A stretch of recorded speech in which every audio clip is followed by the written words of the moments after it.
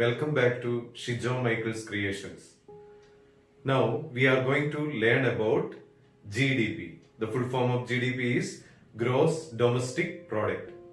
It is the money value of all final goods and services produced in the domestic territory of a country in a specific period of time, say 1 year or a quarter, etc.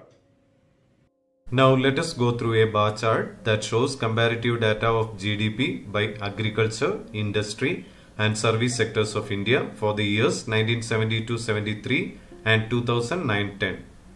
In order to analyze the bar diagram, there are some questions are also given, like which was the largest producing sector in 1972-73, or which was the largest producing sector in 2009-10. And also a fill in the blank, that is the total value of production of goods and services in India increased approximately dash times between 1972-73 and 2009-10. The data for 2009-10 has been adjusted in order to eliminate the price variation in the 2 years. Both have been expressed in terms of prices existing in the same reference or base year.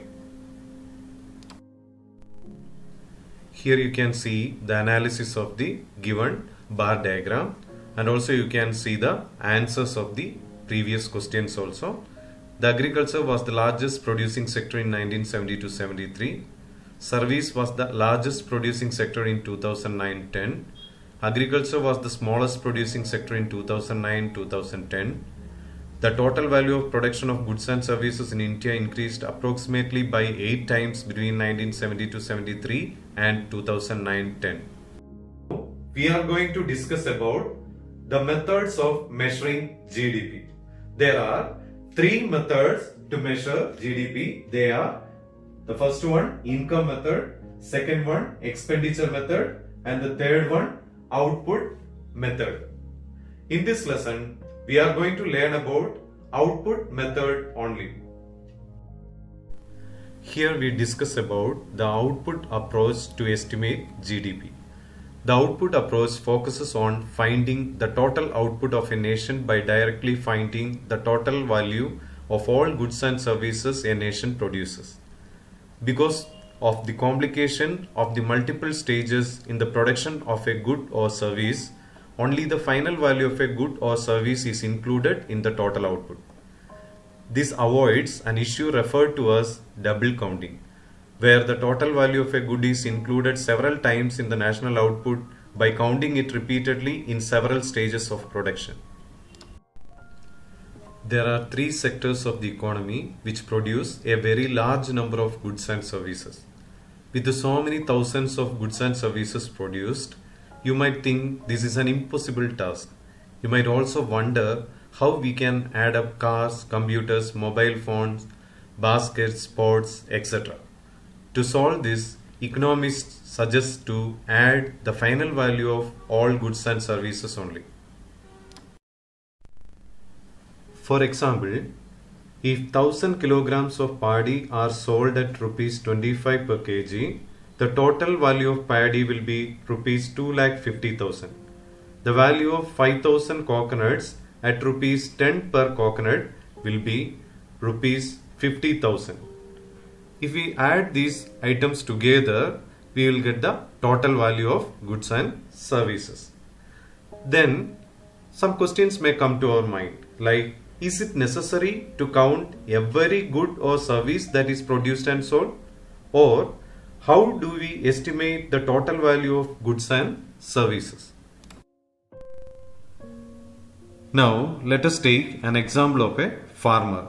He cultivated paddy and sells that paddy to a rice mill for rupees 25 per kg.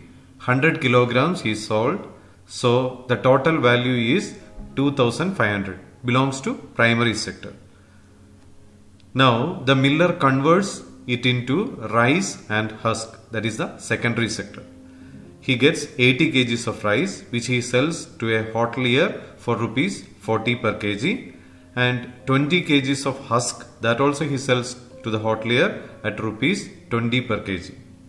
The total value of goods produced by the rice miller is 80 into 40 plus 20 into 20, that is equal to 3200 plus 400 is equal to rupees 3600.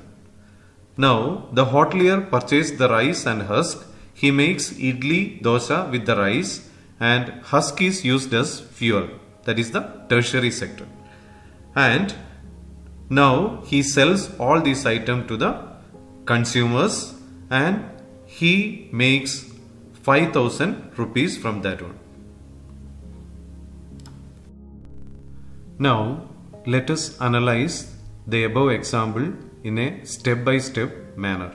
In the stage 1, sale of the paddy by the farmer to the rice mill owner by rupees 2500. In the second stage, the sale of rice and husk by the rice mill owner to the hotelier for rupees 3600. The added value to the total is 3600 minus 2500, that is equal to 1100. Now at the stage 3, the sale of idli and dosa to the consumers, and the hotelier makes rupees 5000 as his income. The added value to the total is 5000 minus the previous one, that is 3600, that is equal to 1400. To find out the total value of goods produced, should we add them up? We have two methods to add the values. The first one is taking only the value of the final product. That is idli and dosa by sale, they got 5000. That is the first one. Second one, we can get the total value by adding the values from all the stages. That is, from the first stage it was 2500 and second stage it is 1100, and if we add with the third stage added value 1400, we will get the 5000. Both are same. To calculate the total value of goods, we should not add the total values from each stage them up. That is, the first stage there was total value 2500, second stage it was 3600, and the third stage the total value was 5000. If we add up all these together, it will become 11100, because the value of final goods already included the value of all. So it will lead to a problem called double counting. The value of final goods and services are counted here in both the methods. So both methods give us the same result.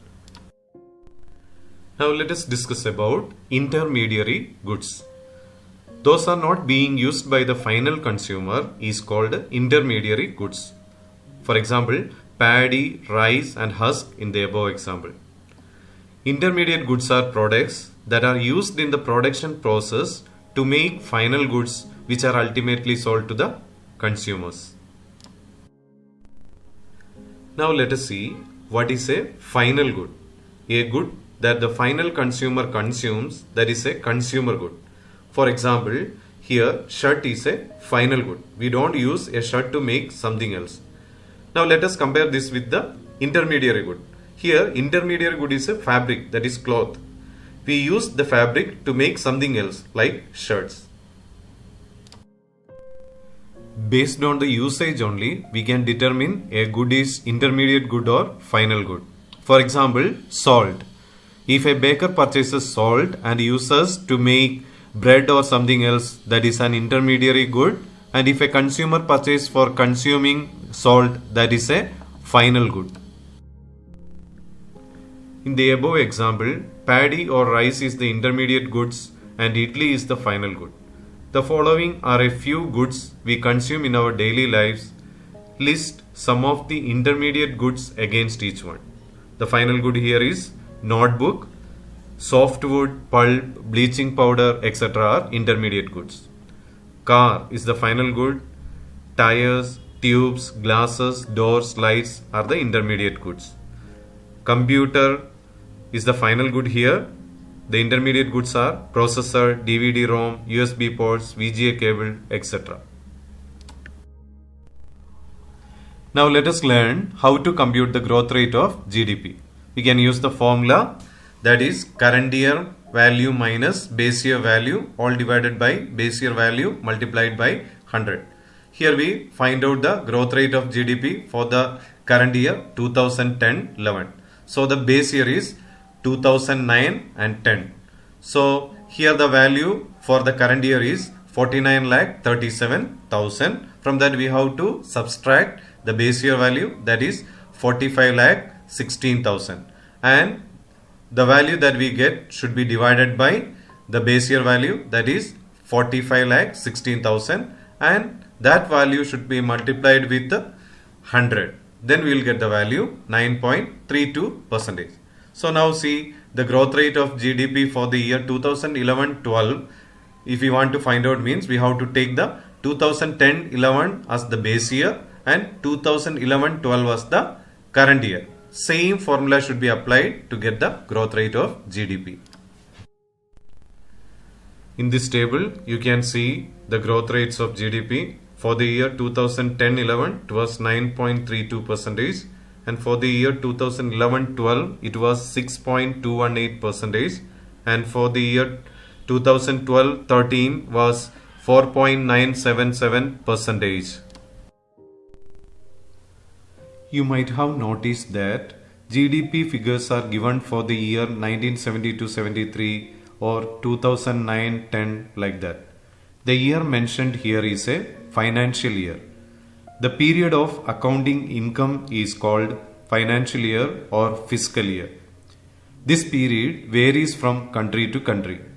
In India, it is 1st April to 31st March is considered as the financial year. The period between 1st April to 31st March is called as financial year in India. Now let us examine what is not included in the GDP. As we know, gross domestic product (GDP) is a monetary measure of the market value of all the final goods and services produced in a period of time, often yearly or quarterly, within the domestic territory of a country. So here is a list of things that are not included. First, the work that is done at home, like cooking, cleaning, bringing up children, etc., do not involve any monetary transaction and therefore remain outside of the GDP measure. Second, sales of goods that were produced outside our domestic borders. Third, sales of used goods. Fourth, illegal sales of goods and services, which we call the black market. Fifth, transfer payments made by the government. And finally, intermediate goods that are used to produce other final goods. Now let us see the changes in the importance of sectors, value of goods and services produced, and employment of people. At the initial stages of development, primary sector was the most important sector of economic activity. Gradually, new methods of manufacturing were introduced, factories came up and started expanding. Slowly, the secondary sector became the most important in total production and employment. Today, there has been further shift from secondary to tertiary in the developed countries. Today, the tertiary sector is the widely recognized as the most important sector of all the three sectors.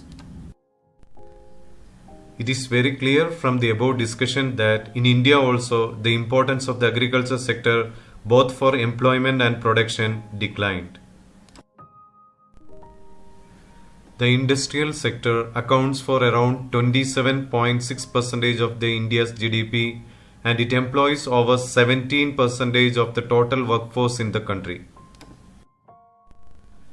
In the past 50 years, there has been a huge shift from primary and secondary sectors to service sector for developed countries. Service sector is the largest sector in India. Gross value added or GVA at current prices for service sector is estimated at 92.26 lakh crores Indian national rupees in 2018-19. Service sector accounts for 54.40% of total India's GVA of 169.61 lakh crores Indian rupees. The industrial sector contributes 29.73% with a GVA of rupees 50.43 lakh crores, while agriculture and allied sector share is only 15.87%. Now let us see what are the important service activities. They are broadly divided into three types. First one, community, social and personal services. Secondly, finance, insurance and real estate. and finally trade, hotel, transport and communication. We have already learned that the service sector is broadly divided into three sections. Now let us see what comes in these sections. Firstly, community, social and personal services, public administration, defense, education, health, veterinary activities, media, library, archives, museums and other cultural activities. Secondly, finance, insurance and real estate, services of banks, post office savings accounts, non-bank financial companies, life insurance and general insurance corporation, services of brokers and real estate companies, etc. Now thirdly, trade, hotels, transport and communication. Let us see what comes in this. Supermarkets, shopping malls, hotels, railways, airways, roadways, BSNL, internet, fax, newspaper, televisions, etc. and etc. Now let us analyze the pie chart that shows the share of different sectors to gross domestic product. Here different color is given for different sectors. The blue color is given for agriculture sector and pink color is given for industrial sector, and three separate colors are given for the service sector, that is green color for trade, hotels, transport and communication, and orange color for finance, insurance and real estate, and sky blue color is given for community, social and personal services. The charts and tables help us to analyze the data in a better way.